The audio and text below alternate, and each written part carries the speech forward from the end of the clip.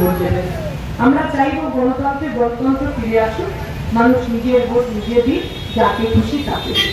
দ্বিতীয় কথা আমরা বলবো, আপনি ভোট দেওয়ার আগে ভাববেন এই ভোটটা কাদের জন্য আপনি দিচ্ছেন।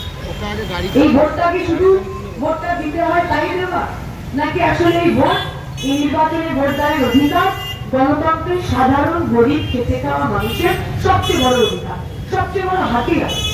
আমাদের কাছে পুলিশ নেই, আমাদের কাছে কোটি কোটি টাকা নেই, আমাদের কাছে ওই অনেক গায়ের জোর নেই যার ভিত্তি করে আমরা খুশি তাই করতে পারি। এই ভীষণ সমস্যা, এই ভীষণ একটা ওই বলে না ক্ষমতার তারতম্যের দুনিয়ায় আমাদের কাছে সবচেয়ে বড় যেটা হাতিয়ার, সেটা হলো আমার ভোটদানের হাতিয়ার। এই ভোটদান আসলে ঠিক করে আমার 5টা বছর, আমার 10টা বছর আমার মাথার উপর তারা বসে থাকে। আপনার যদি মনে হয় যারা আপনার ছেলেমেয়ের চাকরি বিক্রি করে বান্ধবীর ছাতির তলায় টাকা লুকিয়ে রাখে, সেই মানুষগুলোর কাছে আপনার ভোট, আপনার ভবিষ্যৎ, আপনার আগামী সুরক্ষিত, তাহলে অবশ্যই তৃণমূলকে ভোট করবেন। আপনার যদি মনে হয় যারা ওএমআর শীট পরীক্ষা নিলেন, পরীক্ষার উত্তরপত্রের 70% ভোটের কাছে পেশ করতে পারলেন না, কোটি কোটি টাকার দুর্নীতি করলেন, তাদের হাতে আপনার পরিবারের ছেলে মেয়ে ভবিষ্যৎ সুরক্ষিত, তাহলে অবশ্যই তৃণমূলকে ভোট করবেন। আপনার যদি মনে হয় 15 বছর আপনার এলাকার এমপি, যাকে আপনি আপনার সুখে দুঃখে যন্ত্রণায় পাশে পাননি, প্রতি বছর 6 কোটি টাকা প্রতি বছর।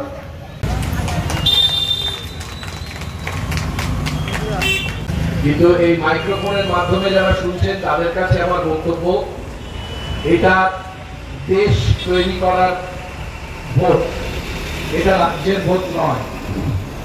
এবং 75 বছর আগে এই আরএসএস, যাদের রাজনৈতিক সংগঠন হচ্ছে বিজেপি, তারা 75 বছর আগে বলে দিয়েছিল যে তারা এই সংবিধান মানে না, এই দেশের পতাকাকে মানে না, এবং সবচেয়ে বড় কথা হচ্ছে যে এই দেশের বুকে তারা মনে করে না অন্যান্য ধর্মাবলম্বী যারা আছেন তারা সমনাগরিক, তাদের মনে করা হবে দ্বিতীয় শ্রেণীর নাগরিক। এটা 75 বছর আগে ঘোষণা করা হয়ে গেছে।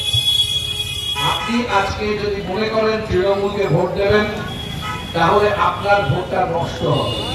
তার কারণ এই ভোটটা রাজ্যের জন্য ভোট নয়। আপনার যদি তৃণমূলকে ভোট দিতে হয় তাহলে সেটাকে বাঁচিয়ে রাখুন। আপনার যদি মনে হয় তাহলে সেটা যখন রাজ্যের ভোট হবে দেবেন, কিন্তু এই ভোটটা ইন্ডিয়া জোটকে শক্ত করার ভোট। এই বামফ্রন্ট মনোনীত এবং কংগ্রেস সমর্থিত সিপিআইএম প্রার্থী দীপশিতা ধর লড়ছেন।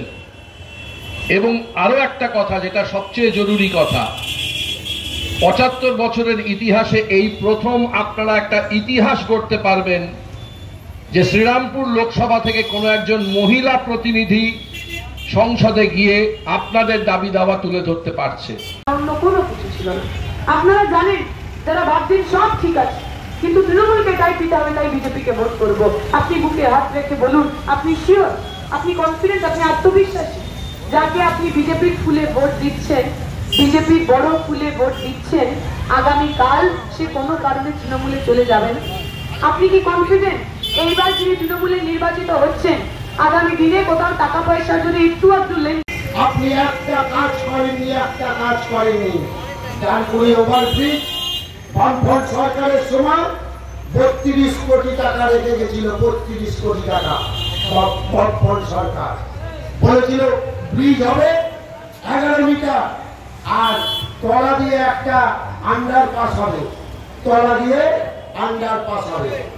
আজকে রেল পারাপার হয়, এপারের মানুষ রেল পারাপার হয়, কিন্তু যখন তখন ট্রেনে দুর্ঘটনায় পড়তে হচ্ছে মানুষকে। কত মানুষ মারা গেল রেল পারাপার হতে। আপনি আন্ডারপাস করেননি, আন্ডারপাস হলো না। আসন্ন লোকসভা নির্বাচনে রাজ্যের প্রতিটি প্রান্তে বামফ্রন্ট প্রার্থীদের জয়ী করুন।